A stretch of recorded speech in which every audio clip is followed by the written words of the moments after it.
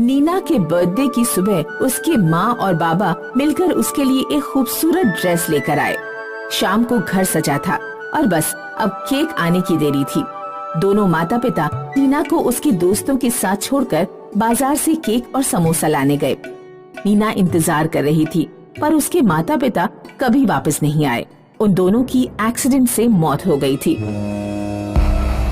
तुम्हारे भाई बहन तो मर गए और इस लड़की को हमारे पल्ले छोड़ गए। इतनी महंगाई है, इसका खर्चा कौन उठाएगा? नीना को मजबूरन अपनी चाची के घर में रहना पड़ा। उसकी चाची ने उसका कॉलेज बंद करवा दिया और उसे घर में काम करने बैठा दिया। देख नीना, तू मेरे घर का सारा काम करेगी, उसके बदले में खाना और सोने के लिए ये किचन मिल जाएगा तुझे। इससे ज्यादा मैं कुछ नहीं दे सकती।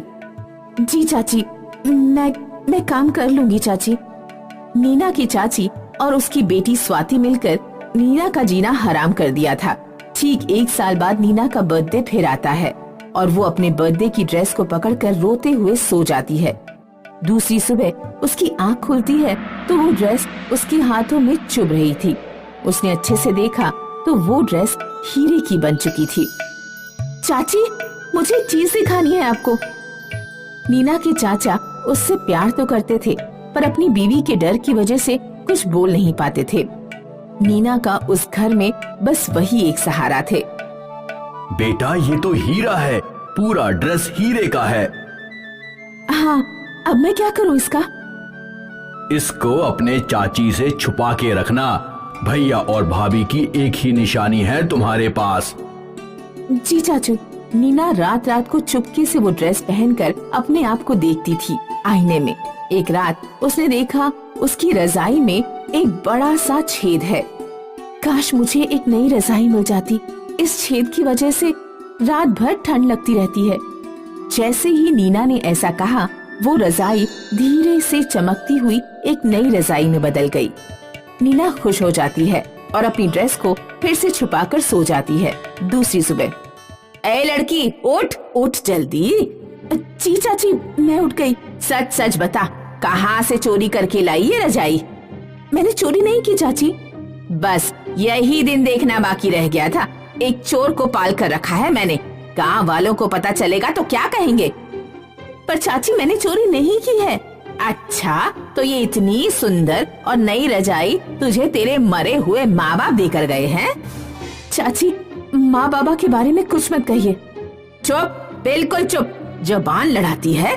वो जो धोने को कपड़े निकाले हैं वो खुद धुल जाएंगे। जा काम कर अपना। नीना को दिन भर काम करने के बाद चाची उसे रात को गेहूं पीसने दे देती है और खुद आराम से सो जाती है। दिन भर काम करके कितना थक जाती हूँ, ऊपर से रात को भी चाची काम दे देती हैं।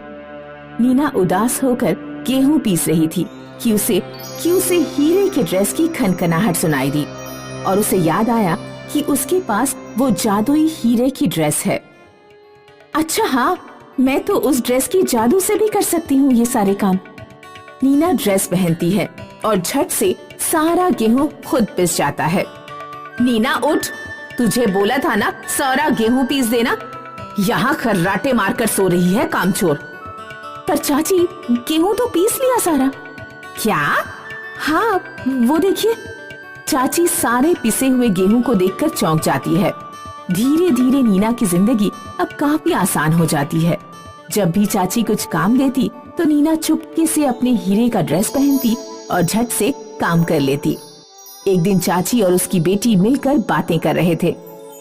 माँ, कुछ तो गड़बड़ है। वो लड़की सारा का सारा काम टाइम पर कैसे खत्म कर लेती है? हाँ, मैं भी देख रही हूँ कि कुछ दिनों से बड़ी खुश रहती है। चाहे जितना भी काम दे दो उसे, मुस्कुराते हुए मान जाती है। जितना काम हम उसको देते हैं उतना तो कोई रोबोट भी ना कर पाए आसानी से। ये कैसे कर लेती है? इस पर नजर रखनी पड़ेगी बेटी। माँ बेटी मिलकर नीना पर नजर रखने का प्लान बनाते हैं। चाची नीना को बहुत सारा काम देकर आधी रात तक उसके बगल में बैठी रहती है। जैसे ही चाची की आंख लगती है, नीना अपने हीरे का ड्रेस निकालकर सारा काम खत्म कर लेती है। पर अचानक वहाँ स्वाति आ जाती है।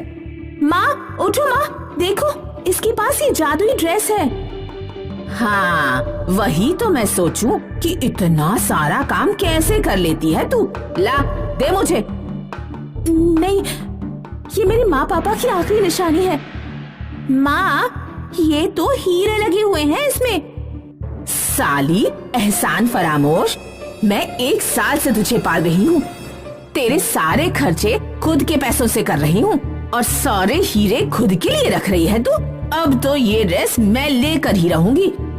नहीं, प्लीज प्लीज चाची, ऐसा मत कीजिए। जैसे ही चाची नीना का ड्रेस छीनने आती है, सारे हीरे कांच में बदल जाते हैं और चाची के हाथों में चुभ जाते हैं। हाय, कितना दर्द हो रहा है। स्वाति, तू खड़े खड़े क्या देख रही है? छीन ले उसकी ड्रेस। स्वाति भी अपनी माँ की तरह नीना के बदन से ड्रेस उतारने जाती है तो हीरे कांच बनकर उसके पूरे शरीर में चुभ जाते हैं। माँ, मुझे भी लग गई।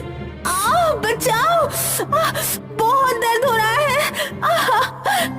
इसको गिरा देते हैं इस ड्रेस के ऊपर, सारे कांच चुभकर मर जाएगी, फिर ये ड्रेस हमारा। चाची और स्वाति मिलकर नीना को गिराने आते हैं, पर नीना जब वो ड्रेस पहने हुए गिरती है तो उसके लिए वो ड्रेस बिल्कुल रुई सी मुलायम बन जाती है। बस बहुत हो गया, आप लोगों के अंदर इंसानियत नाम की कोई चीज नहीं है। आज हीरे के लिए आप मेरी जान भी लेने को तैयार हो।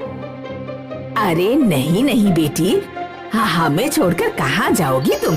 हम तो तुम्हारे माता पिता की समान हैं। रह जाओ तुम यहाँ, बस बीच बीच में थोड़े हीरे देते रहना। नीना गुस्से में अपना सारा सामान और हीरे का ड्रेस पैक करके घर से निकल जाती है। अपने ड्रेस से छोटे छोटे हीरे निकालकर वो खुद के लिए एक घर खरीद लेती है और अपनी पढ़ाई भी शुरू कर देती है शहर में। नीना अपनी चाची और उसकी दुष्ट बेटी से दूर अपनी एक नई और खुशहाल जिंदगी बिताती है।